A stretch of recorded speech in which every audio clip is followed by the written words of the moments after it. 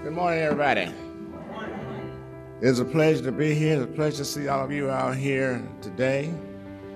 I'm going to say some words that might cut some of you, but that's okay. Then you know you bleed and you're alive.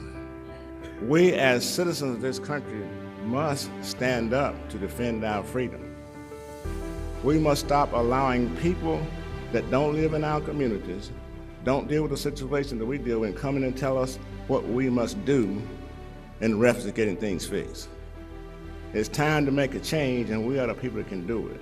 As Americans, we cherish our freedoms, including the freedom of assembly and freedom of speech, but there's no more fundamental freedom than the freedom of citizens to vote. Legislators have actually passed laws to allow non-citizens to vote in local and municipal elections. Americans for Citizen Voting have gone across the country campaigning, working with legislators in order to give state citizens the decision whether or not they want to change their constitutions so that their language will be clear that only U.S. citizens are allowed to vote.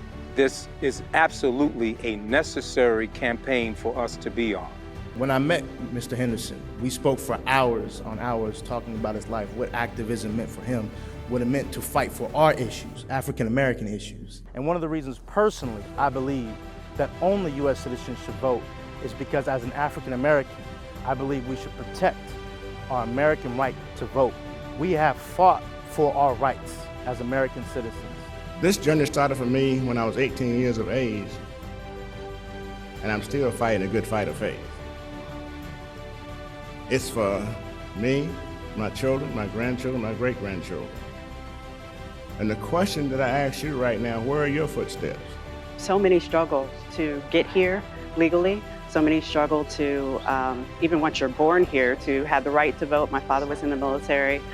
My grandparents they fought to have the right to vote. I'll just leave it at that. So it's critical for us to protect that right and not water it down.